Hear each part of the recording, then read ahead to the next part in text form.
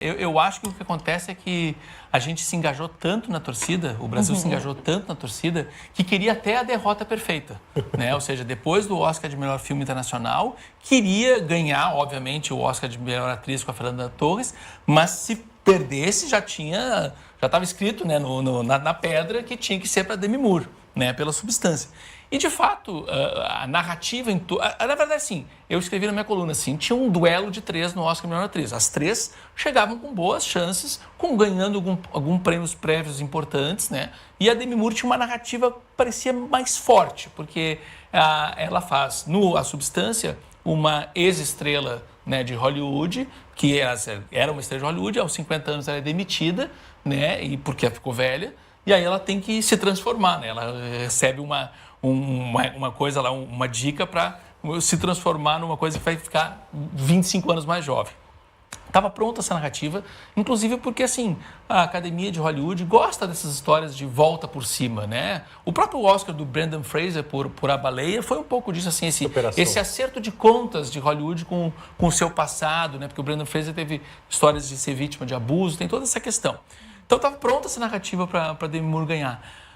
Não ganhou ela, e por uma ironia cruel, né, quem ganhou foi a Mikey Madison, que tem 25 anos. Né? Ou seja, dá para dizer que a Demi Moore perdeu para sua versão em A Substância, digamos assim. Né? Mas, assim, eu acho que fica em boas mãos igual. Né? Tanto é que na minha coluna eu fiz questão de botar um ponto de interrogação nessa reflexão.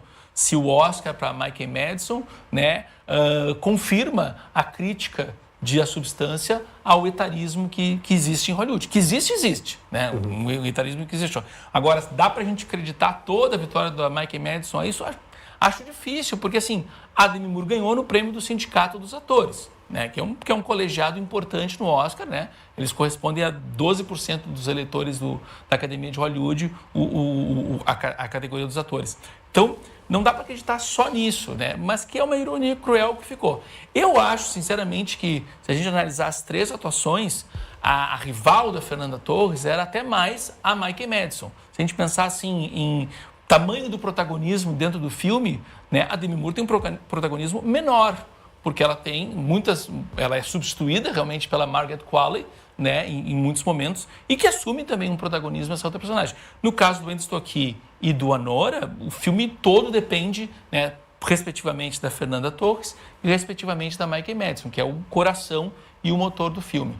Confesso que me deixou um pouco também com um gosto meio amargo, não por uma questão de, como o Tiziano falou, né, de querer escolher a derrota, né? Mas porque eu acho que no tete-a-tete ali são menos comparáveis as atuações de Fernanda Torres em comparação a Demi Moore do que Fernanda Torres em comparação a Mikey Madison. São 2 atuações dramáticas, né? Como o Tiziano falou, que o protagonismo delas conduz o filme, os seus respectivos filmes, e nessa briga há muito mais densidade, experiência e expressividade da Fernanda Torres. Então, nesse sentido, eu fiquei um pouco frustrado, sim, embora seja, sim, uma boa atuação da Mikey Madison, porque o Anora é um filme que eu, inclusive, venho falando já há algum tempo, até um pouco antes, assim, né, de pintar, assim, né, como uma terceira alternativa ali. Se falava muito do Brutalista e do Emília Pérez, e o Anora foi chegando, né, para melhor filme. E acho que tem momentos muito, muito sensíveis da Mikey Madison como atriz ali, né? A performance dela tem momentos que são chave para a realização do filme, né? Enfim, para o acerto do filme, né? Uma das causas de gerar essa frustração na gente, que também gerou em mim, de ver que a Fernanda não levou esse Oscar, nem a Demi Moore, é justamente porque a gente vivenciou uma situação um pouco emblemática que nos remeteu a Fernanda Montenegro não vencer esse prêmio num clima um pouco parecido. Tinha um sentimento de vingança, né? Não sei se vingança, mas eu quero dizer o seguinte, que quando a Fernanda Montenegro perdeu, ela perdeu para várias atrizes incríveis em vários papéis muito fortes, muito potentes, e perdeu para a Gwyneth Paltrow. que estava num filme que ela não estava também sendo considerada tão boa, e era um filme que também não era considerado tudo isso. E aí eu acho que agora as pessoas estão com essa sensação. Então eu acho que é importante até colocar que não é a mesma situação, porque a Nora não é um filme fraco, a Mike Madison não é uma atriz ruim, esse filme não é um filme que fez uma campanha milionária, como foi o caso do Shakespeare Apaixonado naquela época, mas as pessoas estão fazendo muito essa comparação justamente por essa questão dela ser uma jovem atriz, de ser um filme que também vai para algumas vertentes que tem um pouco a ver com a questão do corpo dela, é um filme que tange algumas questões de sexualidade. Eu acho que as pessoas querem muito apostar que, na verdade, foi só por uma questão de etarismo. E eu acredito que é importante a gente colocar que não é o caso, sabe? Que a Nora é um filme independente, é um filme que tem seus méritos, ele é um filme que tem uma fotografia interessante, assim. Eu não sei se eu concordo com todas as premiações que levou ontem, não é por aí. Inclusive, a questão de montagem me pegou um pouco. E questão de atriz também. Eu ainda estava apostando muito na Fernanda e também estava apostando muito na Demi Moore. Achei muito que uma das duas ia acabar levando e por isso que me gerou uma certa frustração. Mas realmente não acho que ela tenha feito uma má atuação.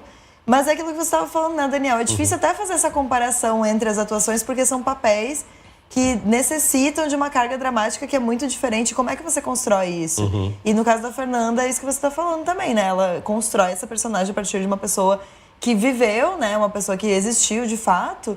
E aí é um outro trabalho para atuação, assim. Se não fosse a Fernanda Torres, talvez esse filme seria muito distinto do que ele realmente é, porque ela se entrega de corpo e alma pro papel. Sobre a Mike Madison, eu acho uma excelente atriz, assim. Eu acho o trabalho dela em Anora muito, muito, muito bom.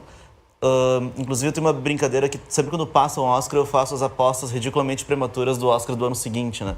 E ano passado, eu já sabia que ia sair o filme Anora, com a Mike Madison, que era uma atriz que eu conhecia do filme do Tarantino, Era Uma Vez em Hollywood, e do Pânico, Pânico 5, acredito eu.